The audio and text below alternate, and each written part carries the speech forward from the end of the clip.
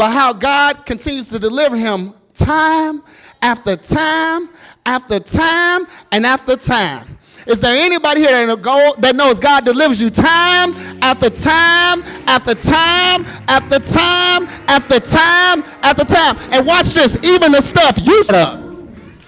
Even the stuff we did, he still showed up and delivered us. Watch this, because of his goodness and his mercy.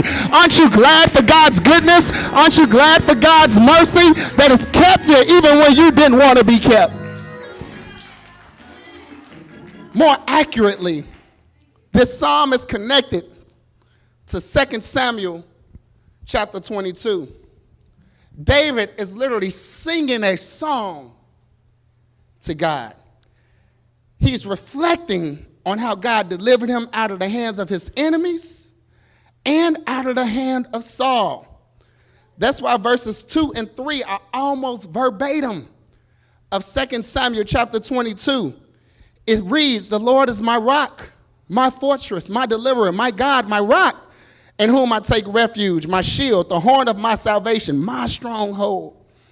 I call upon the Lord, who is worthy to be praised, and I am saved from my enemy."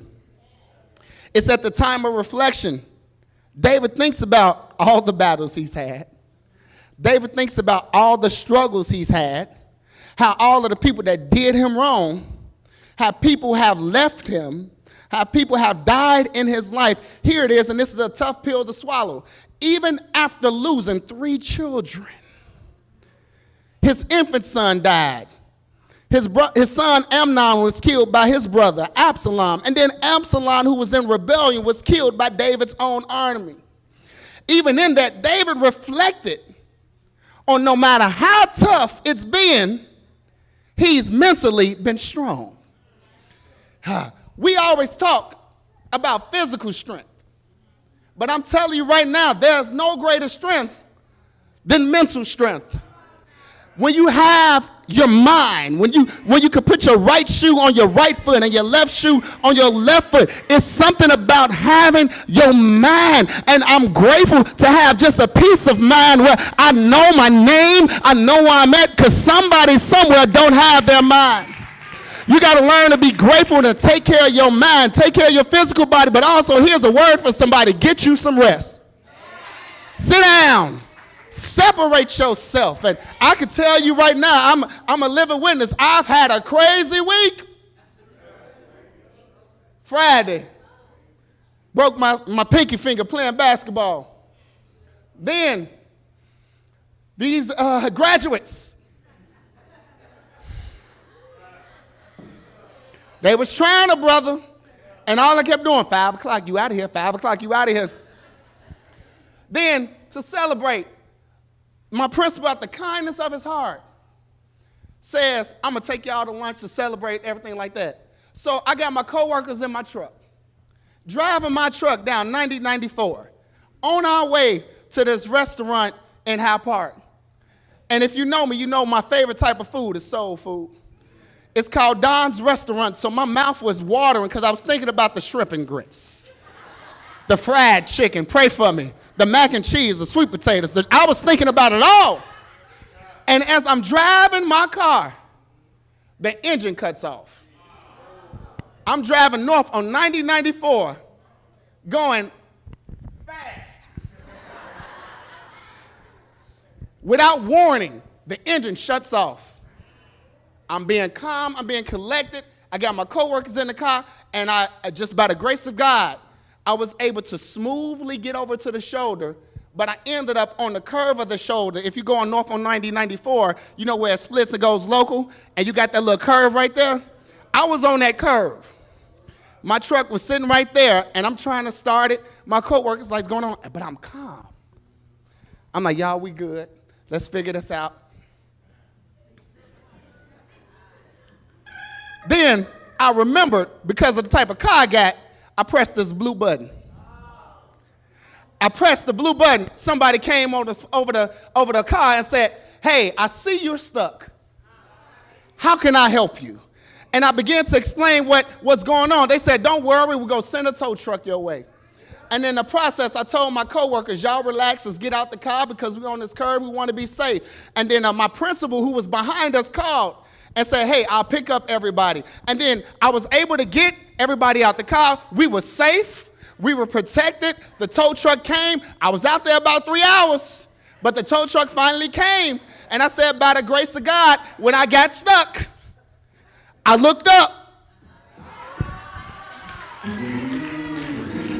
And I was able to call somebody who knows about my situation. See, David was recognizing he's worthy to be praised because I called upon the Lord.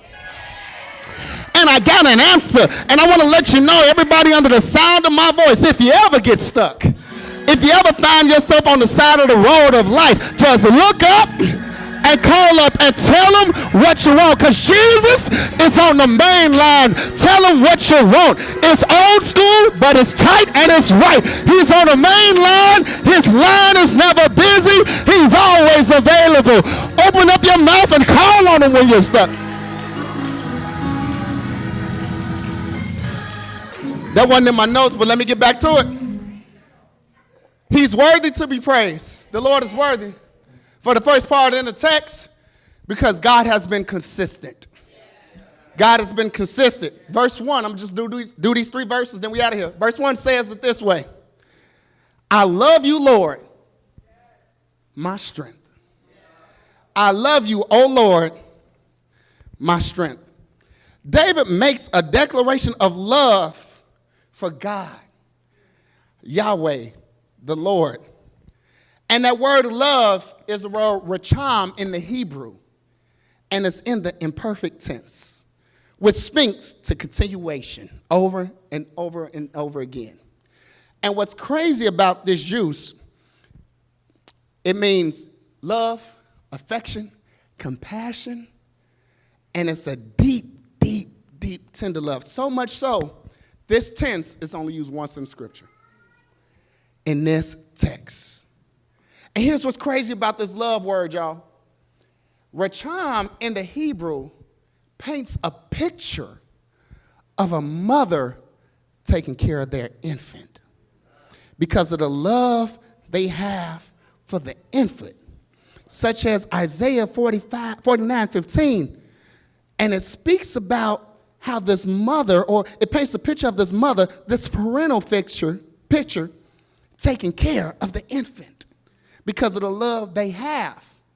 This text, or this context of this word love, is coming from a position of God speaking to his children.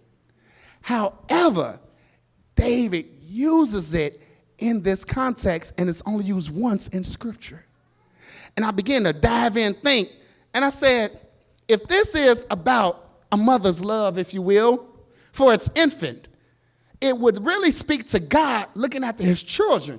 However, David uses it towards God. David uses this as a deep affection, deep compassion. And it's because a mother never will forsake their child. God will never forsake you. So when David uses this word, he's literally telling God, God, I will never forsake you. God, I will never walk away from you. God, I love you so deep that no matter what I face, no matter what I'm going through, I will never leave your side. I will never walk away from you. I will never turn my back on you. Is there anybody here that has to make up in your mind that you got to know that no matter what you deal with, no matter what you face, you got to have a deep compassion, a deep love for God. That come hell or high water, you won't allow anything to pull you away from God. Nothing will separate you from his love. Nothing will separate you from his power. I don't care what you're dealing with. You got to know, no matter what the enemy throws your way, I'm never leaving God. Because the enemy will show up. He'll get in your mind. And you, if you want to be honest, no matter how much Bible you know, them thoughts get in your mind. And you think about leaving God. You wonder if he's real. And all in that, you got to know that he's still on the throne. He's real. He's heard your prayer, and he's going to answer your prayer. Don't allow anything or anybody to snatch you away from his love. And why does David say this? Because he's been my strength. My strength. My strength. It also means help. In the context, David is grateful that times that the Lord had delivered him from Saul and all his enemies. But he's able to say he loves God because he's recognized God has been his help the entire time. He has been consistent over and over and over again. It literally speaks that no matter what David feels or no matter what he experienced, God consistently helps him. God consistently provides strength for him. Ultimately, doing this reflection, David says, I never stopped loving you because you're my help. You've been looking out for your boy. So I have to be consistent. I have to stay with you because you've been staying with me. Here it is. You've always been there for me. You've always held me down. You have always been an anchor. You've always kept me steady. You've always kept me grounded while the